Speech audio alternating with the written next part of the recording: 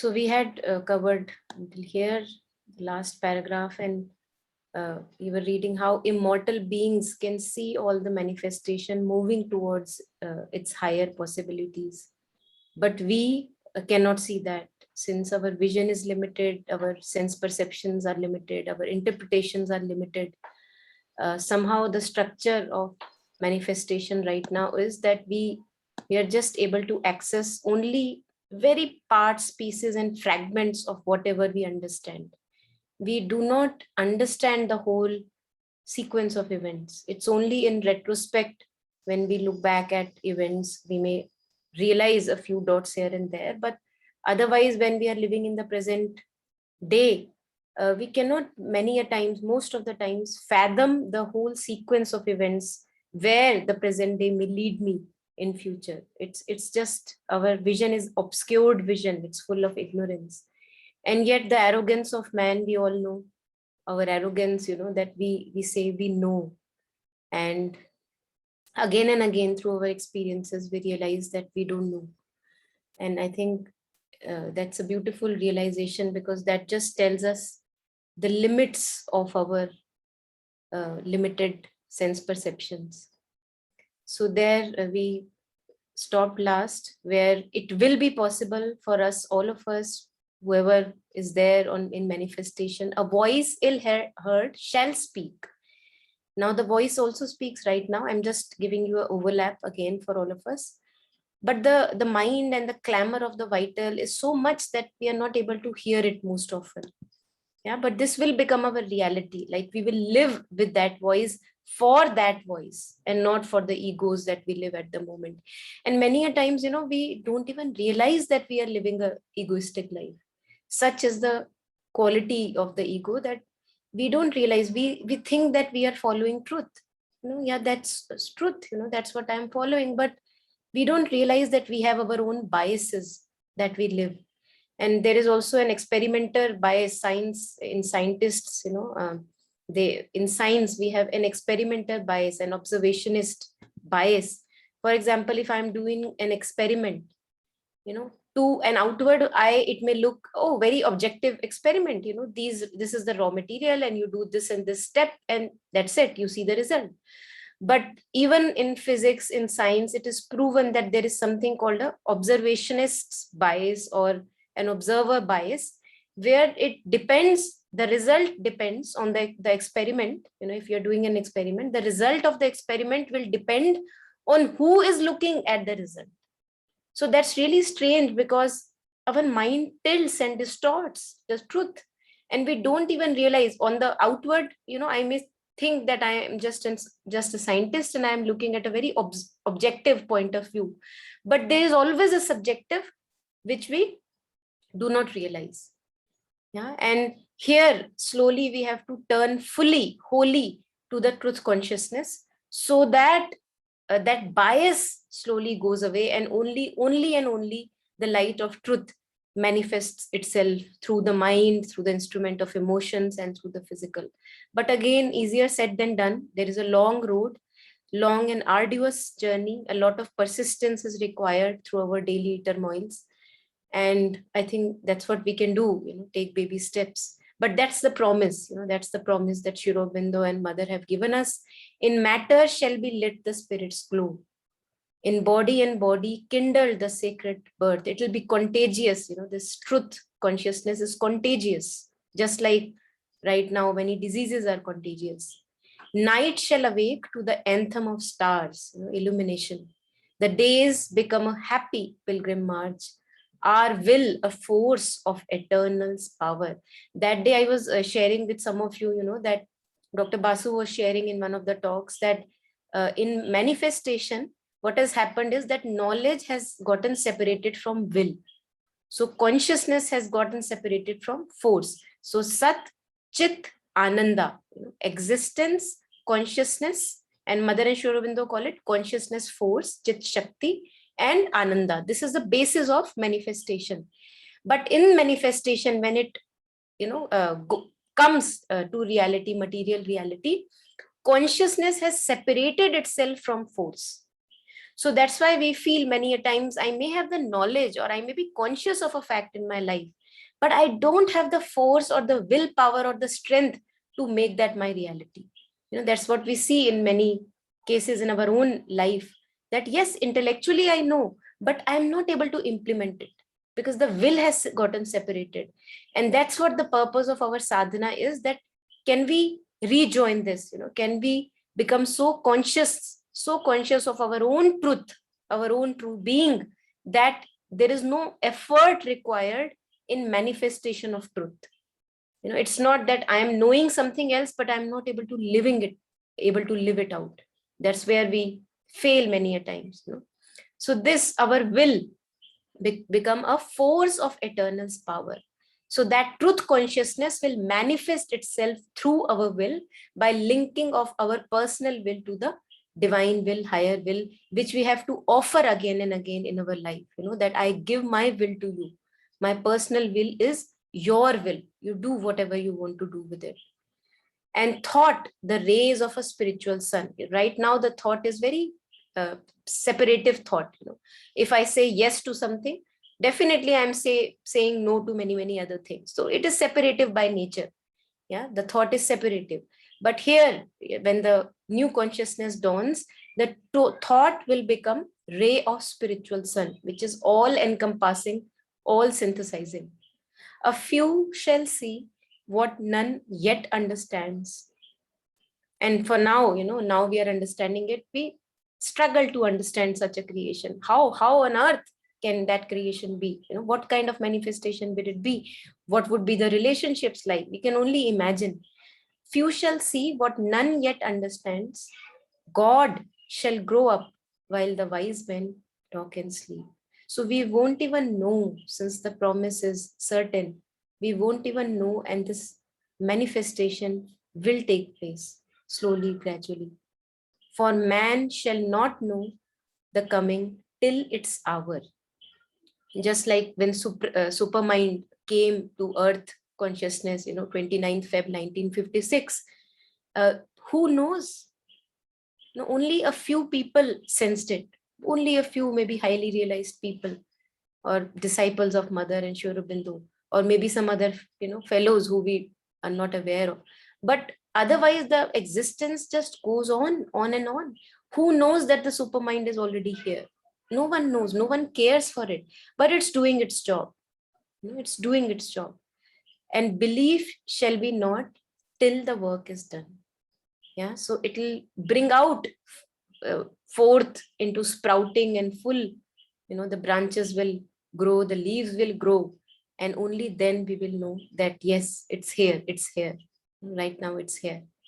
So that's where we stopped last time. And again now, Sri Aurobindo talks about right now the condition of earth consciousness, right now the condition of our mental consciousness, the human beings. What is it? What is the status right now? Yeah. So please keep sharing if you have any reflections in between. Keep sharing. Yeah, let's read these few lines. Whoever feels ready. A consciousness that knows not its own truth, a vagrant hunter of misleading dawns. Between the being's dark and luminous ends, moves here in half light that seems the whole, and interregnum in reality cuts off the integral thought, the total power. Yes, thank you. So this is the status of our present mental consciousness, the thinking man, animal, thinking animal, human being. A consciousness that knows not its own truth. All of us struggle to really know our full reality. So the mental consciousness at the moment in which we mostly live, it's only very limited in its nature, only sees bits and pieces. It doesn't know its whole potential, whole reality, the whole truth. A consciousness that knows not its own truth, a vagrant hunter of misleading dawns. Vagrant, means it's wandering. So it's on a search. We are all on a search, but it's a wandering search. We don't even know what we are looking for, but we are looking. A vagrant hunter. So the mental consciousness is searching for something. We are searching for something. And what we get are misleading dawns. So whatever we get in our life are just relative truths. We may have one spiritual experience through a mentor or a guru or anyone. And we think, oh, I found it, I have found it, I have found it. But that's again, it's a misleading dawn. All truths that we know of are relative truths. After that, another realization is waiting. After that, another realization is waiting. So we are far, far away from the wholeness of truth. And yet every little light that we see seems like, yes, this is it, this is it. I've got it, I've found it. This is our reality. This is how we are seeking. A vagrant hunter of misleading dawn. They mislead. Yes, they are temporary lights in between, little light posts that we have, but they are misleading. They create an impression that it's the whole of reality, but it's only again a partial manifestation or a partial reality or a partial truth that we get to know through that. Between the being's dark and luminous ends moves here in a half-lit that seems the whole. So this consciousness, this mental consciousness, which is only able to see only in limited, through limited sense perceptions, only through the senses that we understand, that we interpret, it moves between the dark and the luminous ends. So the darkness is our beginning, when the matter arose from the inconscient. That is the beginning. And our higher possibility is also the source that we are coming from, the superconscient, Brahman, the highest possible truth, the luminosity. So between the being's dark, the ignorance, and the luminous ends, this mental consciousness moves like a vagrant hunter, moves here in half light, only half light. Mind, Sri Aurobindo again and again refers to mind as only a half-lit ignorance. It cannot see, but it has some capacity to understand in bit and pieces. Moves here in a half light that seems the whole. Now, take it into consideration, our day-to-day life. We are trying to understand our own self. We are trying to understand other people, our own experiences of life, challenges of life. And we think that whatever I understand, that's it. At this moment, this is what I know. Yeah. But we don't know that this is only a half light through which I see. We may be aware, obviously, I'm not saying that we don't know, but the condition of the mental consciousness is that whatever it sees is only partial truth, only half light. Imagine there is a dark go down, and there is only a little bit of light that is coming from a candle or somewhere, and my eyes fall on something, maybe something, some rope like structure or something. So I may imagine in my mind what can be, but that would only be based on my little seeing that is there in that darkness. The moment somebody gives me the whole go down, gets lit up with a light, that would completely change my perspective of what I was looking at. Yeah, but in that little moment, when I have that little light, that seems my truth. That is how I move slowly in my baby steps. That is how we, hunt through misleading dawns. Moves here in half light that seems the whole, and that we mistake as the whole. So whenever I'm trying to understand a person or my own self, we begin to give ourselves definitions. We begin to give the other person some image or definitions. What do we know? What do we know? We don't even know our own self. How can I say that I know a person, no matter how close that person may be to me? I may have lived with that person for 20, 30 years, but I still don't know that person. So can we keep that space open? I think this also this realization that we don't see fully, and no matter how much I am understanding, it's only a partial understanding. It makes us more grounded and humble that we actually don't know nothing. We only see through little windows and try to make sense out of it. An interregnum in reality cuts off the integral thought, the total power. So this mental consciousness, which is very limited in its nature, it is as an interregnum in reality. Interregnum is something, that imagine that there is one king, and before the other king is chosen, there is a gap in between where there is no ruler at the moment, a transition phase, and a kind of a gap or a pause phase where there is no ruler.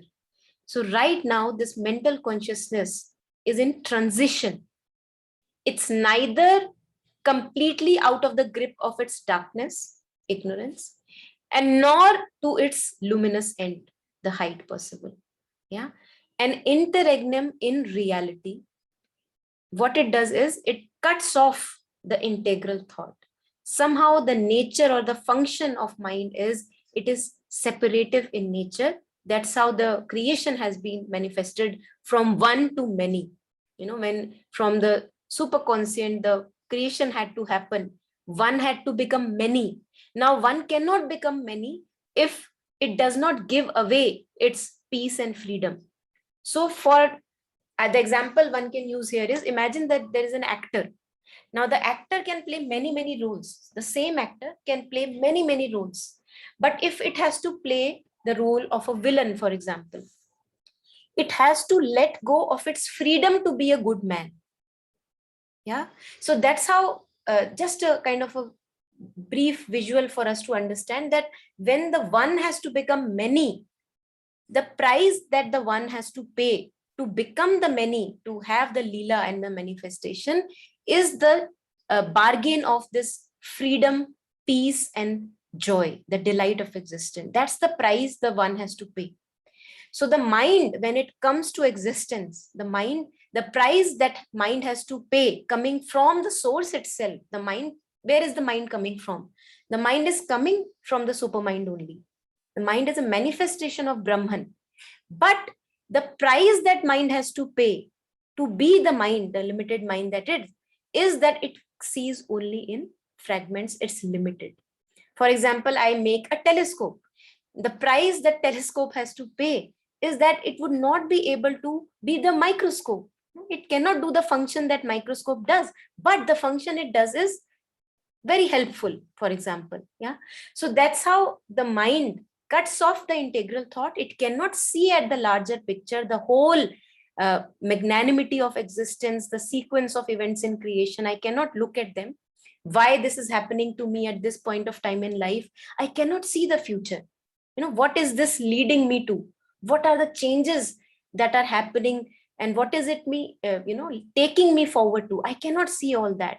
And hence it cuts me off from the integral vision, the whole vision, the holistic vision. It cuts me off from that vision, the total power. So, and that's why we feel weak many a times. Our strength is a very limited strength, very precarious strength, the word that Sri Aurobindo uses. It is not very stable strength. There are moments in life where we stumble, we begin to shake really rapidly, something or the other happens because we don't have the larger vision. So this is the price we pay to be born in ignorance. So ignorance is the price that consciousness pays, the divine consciousness pays to be many in manifestation. Yeah? That's how one can see it in one way. Yeah. So any reflections on these lines?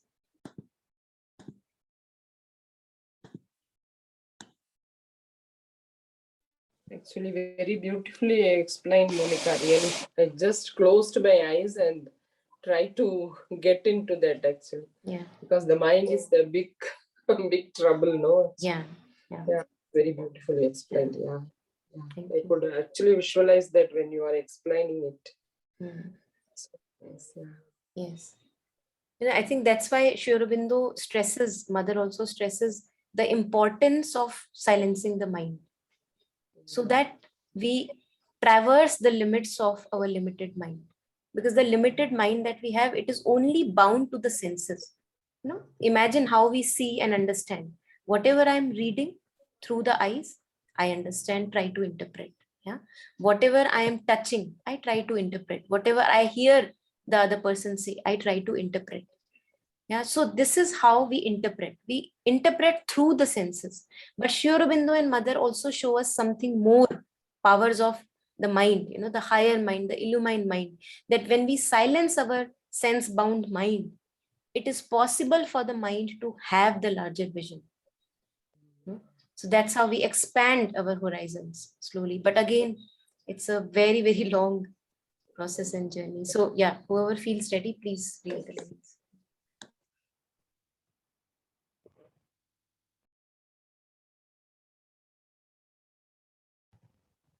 It circles and stands in vague interspace, doubtful of its beginning and its close, or runs upon a road that has no end, far from the original dusk, the final flame. In some huge wide inconscience, it lives like a thought persisting in a wide emptiness. Yeah, thank you, Mohanji.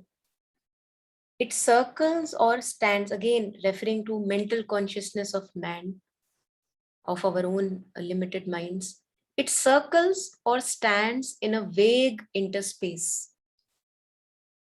So this mental consciousness, as if it's turning round and round itself. It's not finding really a clear-cut path ahead. And yet it cannot arrive at a definitive knowledge. It cannot really have the full vision. It's circling, it's trying, hitting and trying, hitting and trying. And the field of its normal functioning is, it's just, again, as we were discussing, that we try to interpret through our senses. That's what we do, circling and trying to by hit and trial, trying to understand. It circles or stands in a vague interspace, doubtful of its beginning and its close, not knowing where all this started from and what is its culmination. Not knowing, understand, through these words we understand, try to understand our higher possibilities. But in our own self, in our ignorance, we don't know our higher possibilities. We have no clue. We have just some temporary musings. So we are doubtful of our beginning, from where this all starts or started, and also of our higher possibilities, where this will end. Will this end ever at all, or will this just continue forever? Doubtful of its beginning and its close, or runs upon a road that has no end. I think all of us can relate with this in context of our own lives, the way we understand, try to understand our life experiences, reflecting upon it, contemplating upon it.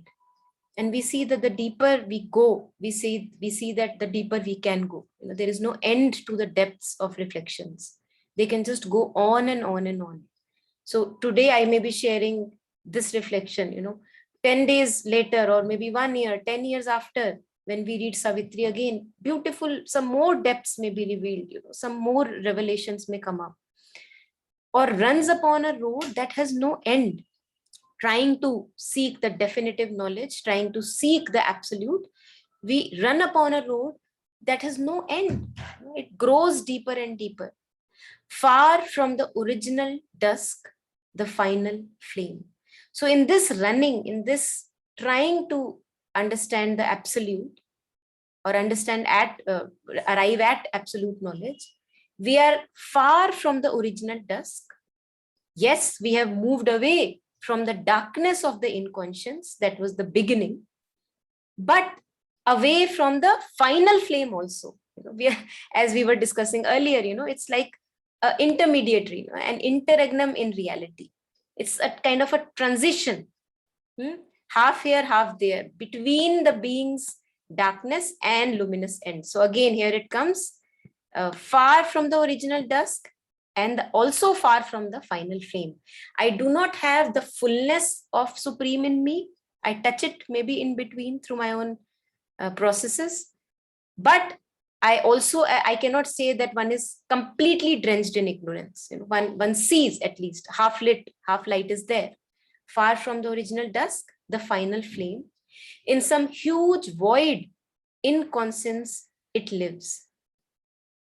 Like a thought persisting in a wide emptiness. So imagine a vast, dark field, nothing you can see. And there is just a point of a light there. That's the thought, the mental consciousness that we have, which tries to grapple with reality in this darkness of inconscience, trying to make sense of things, failing and getting up, trying again, getting up, like a thought persisting in a wide emptiness. But the amazing power is that the thought persists. We have this capacity which we call the human spirit. It never really says that, okay, I've given up. We go on and on and on with, and I could see that as a metaphor of here, used, Sri Aurobindo shares, like a thought persisting in a wide emptiness, trying to make sense and meaning out of things with our limited perception. Yeah? In some huge void in conscience, it lives. So I may think that I have understood or I understand, but yet all of it and all of my own being is unknown to me. It's unknown, it's in darkness. I don't know it. So any further reflections here?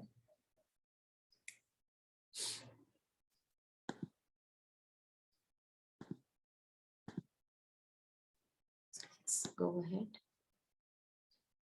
Yeah, let's go through these lines. Whoever feels ready. As if an unintelligible phrase suggested a million renderings to the mind, it lends a purport to a random world. Yes, thank you. Imagine, we use phrases. Phrase is a set of words, like 2-3 words together. Now we will see that phrases have meanings based on their context. So in one story, that phrase may mean something else. In another story, that phrase may mean something other.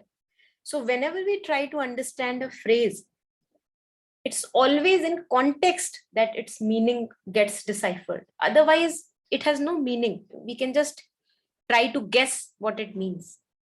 And that's why unintelligible phrase. So without the context, the phrase has no meaning. Without the beginning of the story, without the end of the story, the middle part only makes sense when I read the beginning and the end.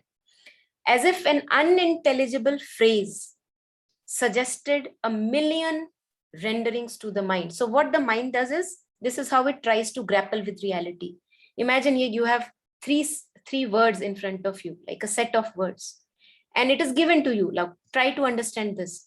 Now you don't know the beginning, you don't know the end, and now you are just imagining based on your experience or the limited mind that we have. We are imagining what all its meaning can be. Yeah. How many meanings can I give to this phrase? That's how we try to grapple with understanding our own little reality. As if an unintelligible phrase, you've been given these 3 sets of words, unintelligible, it has no meaning really. The meaning comes only when the sequence is there. Suggested a million renderings to the mind. The mind starts to imagine, okay, this may be possible. Okay, it may mean this. Okay, it may mean this.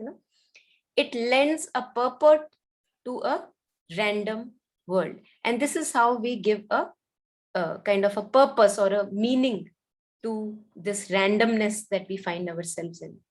Like through our own imaginations, or okay, maybe this, it may mean this thing.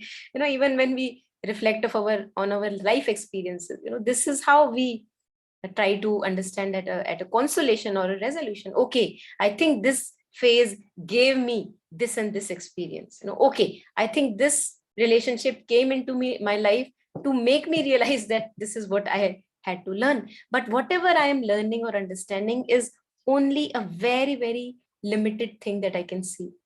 Yeah, although that may be enough for that phase of time, but it's very, very limited.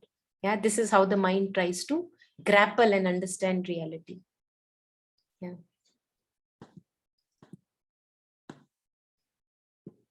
Yes, anyone who feels ready to go ahead.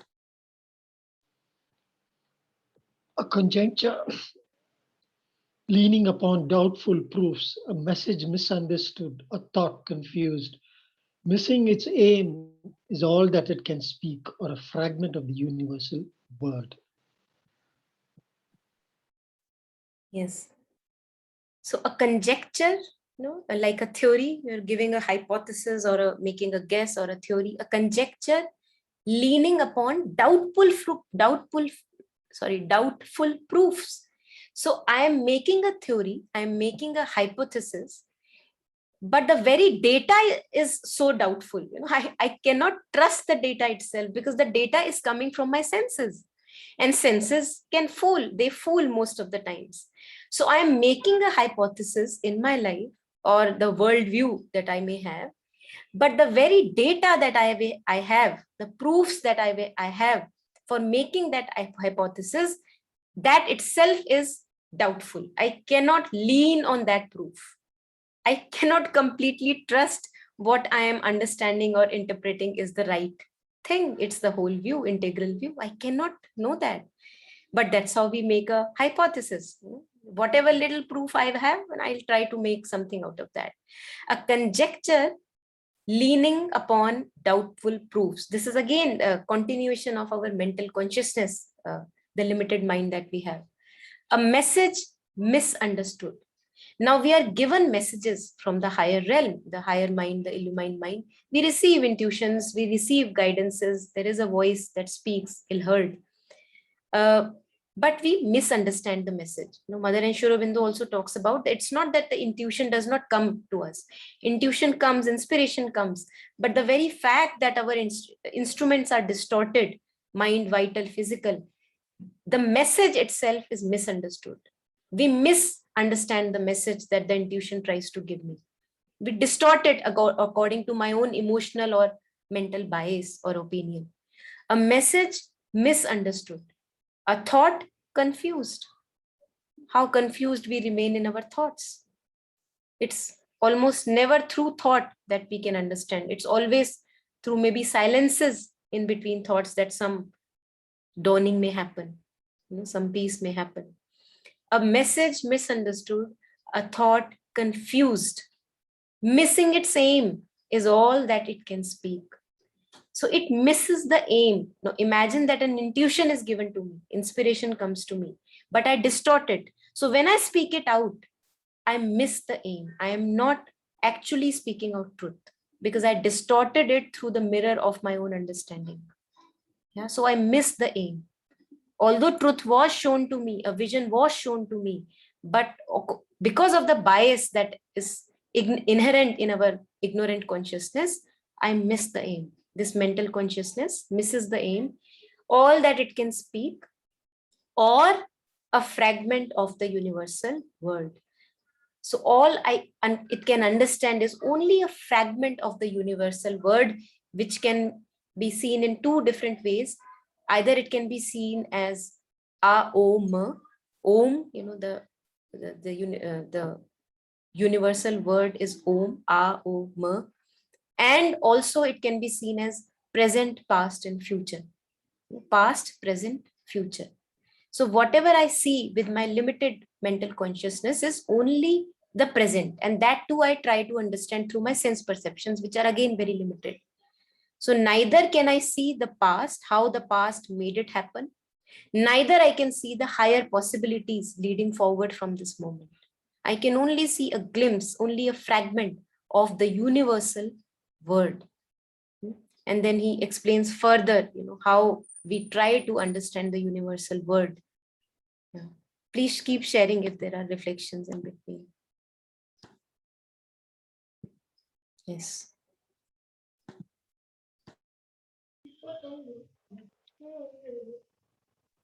It leaves It two leaves giant letters, wide of sense, while without sanction turns the middle sign, carrying an enigmatic inverse, as if a present without future or past, repeating the same revolutions, feel turn on its axis in its own inane. Yes, thank you. It leaves two giant letters void of sense. So the letters, we can see it in, at the moment, I can understand it in two different ways, A, O, M, three letters, and past, present, future. Now, what I see only is the little present that I have today, the present understanding. And the rest of the two, I cannot really fathom. Past and the future, I cannot really fathom. It leaves, or one can also see it in A, O, M. I only see a little bit, maybe M. And A, O, I do not get. I do not get it. It leaves two giant letters void of sense. They have no meaning for me. I do not understand them. While without sanction turns the middle sign, carrying an enigmatic universe. So imagine that there is a center, and on which I have the gaze. There are three letters, and in the middle, there is this middle letter on which I have my gaze, the present or the middle letter, and it turns round and round in circles. It turns, the middle sign is turning. Now the present is always changing. It is always consistently changing, the present. There is no uniformity really. Anything can happen anytime. So although my gaze is on the present, but there also without sanction it turns.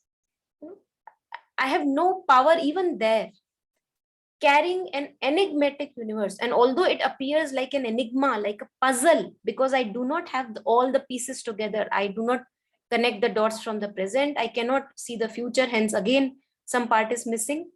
And as if this is an enigma, a puzzle in front of me, as if a present without future or past. So this is where my gaze is at the moment. I only see the little bit of present through my sense perceptions. I don't know the future. I don't really understand the past. Repeating the same revolutions, world turned on its axis in its own inane. Now, inane, the word that Sri Aurobindo uses here, is in a sense of a meaninglessness. It kind of goes on and on, turning on its axis meaninglessly. Why meaninglessly? Because to my mental consciousness, it's meaningless. It's not that it does not have a meaning, but how I see things, how in a limited, ignorant way I see things, to me, it appears meaningless. Because I do not have the integral vision, which only the supermind, for example, has. The illumined mind, even, Sri Aurobindo talks about harmony, harmony in relationships, harmony in universe, in our own families. That can only happen, and we struggle with harmony. If we look at our own relations, there is a lot of discord and disharmony, even if there may be a superficial harmony.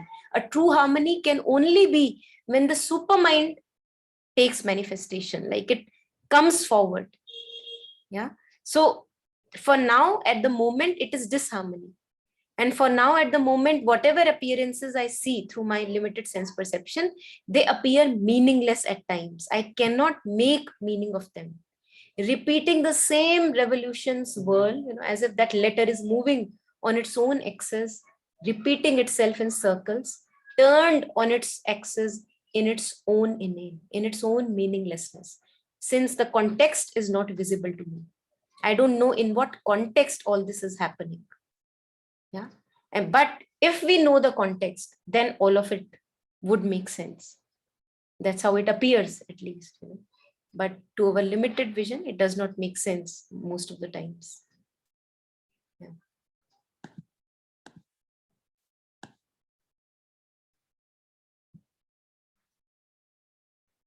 So I would like to stop after this paragraph because I have something waiting in the home for me.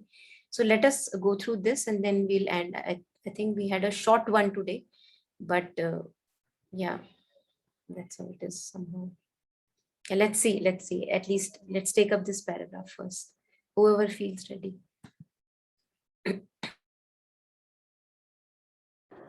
Thus is the meaning of creation veiled, for without context reads the cosmic page. Its signs stare at us like an unknown script, as if appeared screened by a foreign tongue, or code of splendor signs without a key, a portion of a parable sublime. Yeah, thank you. And hence, this here how it is explained to us how it works, our mental consciousness. Therefore, thus is the meaning of creation veiled. That's why we cannot see the wholeness, in integrality. We cannot see the meaning of existence, the purpose of existence. For without context reads the cosmic page. We don't know the context. We just have these sets of 3 words in front of me, the phrase that we were talking of, unintelligible phrase. We don't have the context in which the phrase is being manifested. And that's why it's veiled. The meaning of the creation is veiled. For without context reads the cosmic page.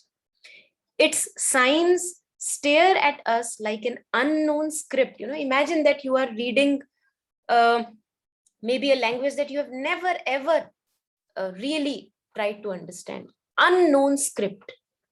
Maybe a tribal language. The first time you're looking at it. And its signs, whatever signs are there in that language, that script, its signs stare at us like an unknown script. I don't know what to make sense of it because I don't know the script at all. So although it appears, the letters may appear very beautiful and enigmatic, but I don't make sense of it. Its signs stare at us like an unknown script, as if appeared screened by a foreign tongue. Again, talk to somebody who speaks Italian, foreign tongue, screened his whole, whatever the language he's saying, maybe he's telling a story, everything will be screened by the foreign tongue, as if this, I cannot fathom what he's saying. One may understand a little bit through expressions maybe, but really the meaning of it all one cannot understand owing to the fact that it is foreign tongue. I don't get it. As if appeared screened by a foreign tongue, or code of splendor signs without a key. So although it may also appear like as if beautiful appearances, we at times in life we also marvel at experiences of life. What a beautiful experience. A code of splendor signs without a key. We don't have the key. Yes, they are beautiful, but what's the true significance of them? We don't know. Yes, the life may be beautiful at times, but what is the true significance of this beauty? We have no clue. We don't have the key. A portion of a parable sublime. So as if the whole universe is this parable, parable is this stories which have a profound and deep meaning told in a very simple language. So as if this whole universe is like a sublime parable, and all that we see with this mental consciousness is very little portion or a little part which we try to make sense of. It doesn't make any sense mostly. So let us go through one more paragraph and then we can this one. It wears to the perishable creature's eyes the grandeur of a useless miracle, wasting itself that it may last a while, a river that can never find its sea. It runs through life and death on an edge of time. A fire in the night is its mighty action's blaze. Thank you. So we are the perishable creatures, the mortal beings, perishable creatures. And it's weary for us. It's like to understand this magnanimity is weary for our eyes. It wears to the perishable creature's eyes the grandeur of a useless miracle. So in this context, what I understand is it appears to our mortal eyes, sense-bound eyes, what is the use of this manifestation? Yes, it is beautiful. Look at the universe, look at the galaxies, look at these little beautiful insects, sea creatures, the whole manifestation. Yes, it's beautiful. Look at moon shining in the night. It appears so surreal. Yes, it's beautiful, but it appears like a useless miracle. What is the purpose of all this beauty? So it appears to this mortal beings, the eyes of mortal beings as we are, the grandeur of a useless miracle, wasting itself that it may last a while. If we look at how science looks at the universe, they say that everything is constantly changing. The sun is constantly changing, stars are turning into black holes or maybe supernova. So the energy is burning itself. The energy is not stable. It's like burning itself. It's wasting itself. It's disintegrating, wasting itself that it may last a while. A river that can never find its sea. As if all this movement of energy in human beings and in whole of existence, it is going towards something. But what is that something? No idea. A river that can never find its sea. It runs through life and death on an edge of time. And what is the edge of time? The present moment. That's the edge of, imagine that you are traveling. When you look at this Everest, clips of how climbers go to Everest, they're very thin ridges, the edges on which you have to walk. On the left, there is a steep fall. On the right, there is a steep fall. So on the left, there is past. On the right, there is future. And what all we have is this present, the edge of time, the present moment on which our life moves. It runs through life and death on an edge of time. A fire in the night is its mighty actions ablaze. And is this darkness and this meaninglessness, a fire in the night is its mighty actions blaze. So whatever little we can see, that acts as a fire in this whole of night that's there in front of me. There may be actually more meaning to it. At the moment, it's not coming to me, not hitting my head. The last line, I'm sure there's something more which I'm missing here. Yeah, if anybody has any reflection, please share. No, maybe it's there ahead, linked. Yeah, it quite possible, Yeah, because he says, or fronting like far poles of night and day. So I think वो आगे आएगा. Yeah. So on the semicolon we stop so that we start reading with this. Yes. Okay, so we'll overlap this the next time we go. We'll make an overlap. Yeah. At the moment, it appears like as if there is a fire burning in the mighty night, and we have no idea why it's burning. What is the purpose of this burning or this moving, the life force moving into a certain direction? Yeah, but let's take it another time, the next week. Yeah. Okay, so let's end here then. Thank you everyone for sharing. Thank you, Monica. Thank you. Thank you. It's very deep. Thank you. Very deep. Yeah. Bye. Thank you, madam. Thank you. Thank you. Bye-bye.